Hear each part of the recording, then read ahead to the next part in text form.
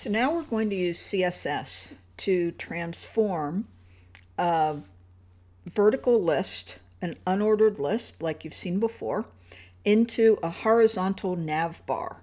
This is something that's done a lot. Now we usually use a list to represent the navigation links because structurally that's what the navigation links are. They're a list. So let's look at this HTML. This is HTML you've seen before. So it's relatively simple. You've got an H1, you've got 5 paragraphs, each of which has a little animal image in it. And then you've got a 6th paragraph that's just text. All right, so we're going to add the list to this. So I've got the list over in a little scratch pad, and I will grab the whole thing. I've got it wrapped in a nav tag. We'll look at it in a moment when we see it in color. And I will put it directly underneath the H1.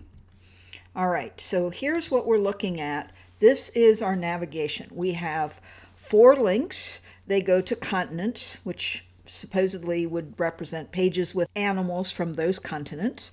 Each link is, of course, wrapped up in an A element, and each A element is wrapped up inside an LI element for list. So you can see that the A is completely inside the pair of LI tags.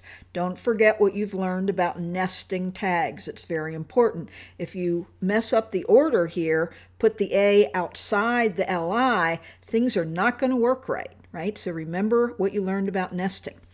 So the LIs are, of course, contained inside a UL element, an unordered list, right? And the whole list is contained inside a nav element to mark it as navigation. So let's save that and reload and see what that looks like. Okay, so with no styles on it, it looks like a list, and these would be links that if they had URLs inside the A tag in the href attribute, they would go to those pages. So let's look at our CSS. Our CSS doesn't have anything yet for LI, for UL, or for nav. All right, so we're going to start it up. We're going to put this at the bottom. We're going to write a comment so that we know that below this are our nav styles. And the first thing we're going to do is take our nav element and we're going to float it to the right. So the whole container will float it to the right. And let's see, save and reload. All right, our nav element floated to the right just like we wanted, but what about our animals? Boy, they are messed up now. So this is something that often happens with floats. After you float something in one direction, you often have to clear it in the next element on the page. So we're going to do that by looking at our HTML. And what is the next element on the page after our nav? It is this single paragraph that has the elephant inside. All right, so this is the next block element on the page. So I'm going to give only that paragraph a class. And this class is going to be named ClearFix. This is a usual name for this class, a normal name. It wouldn't have to be this name, but a lot of people use this name. So I'm going to save. We haven't written that class yet. So back to CSS.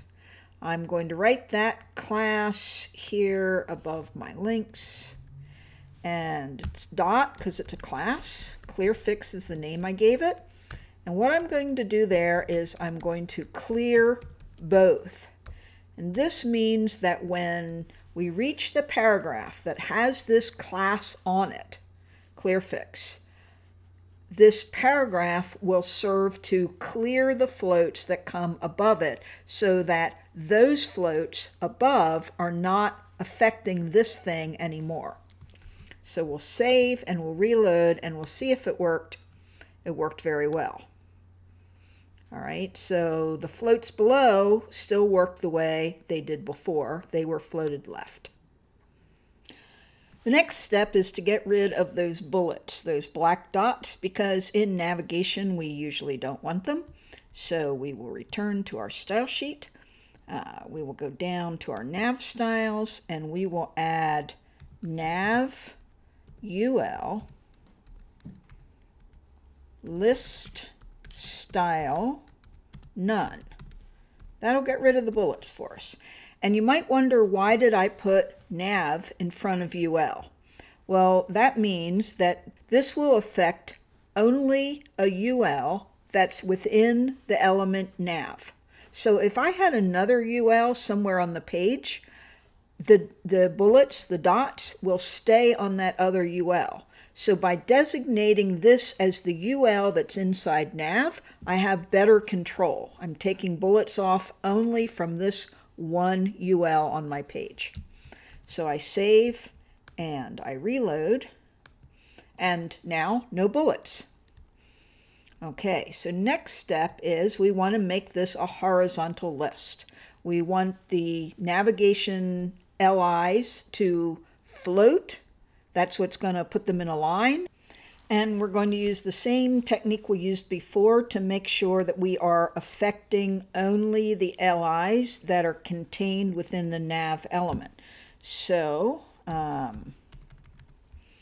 will write nav space LI, and then I will simply float, and we want these to float left.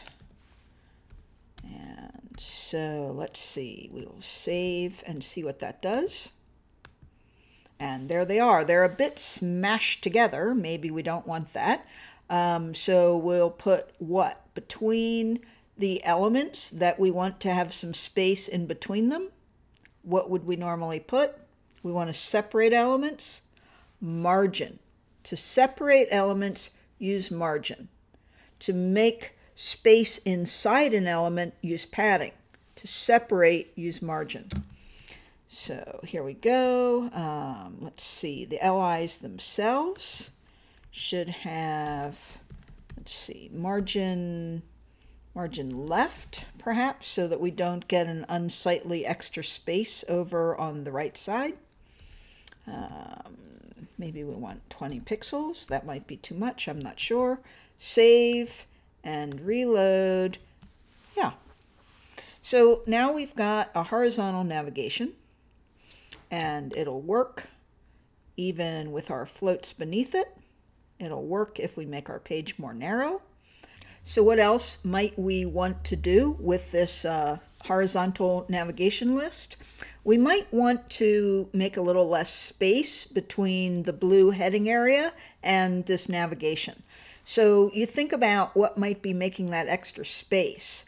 Probably the container that is most likely to have a default margin added by the browser, probably the UL.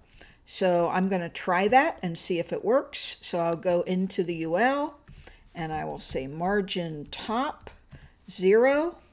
You don't need pixels or anything when you're using 0. You can just use the number 0 alone. And we will save and we will reload. And yeah, that fixed that up pretty nicely.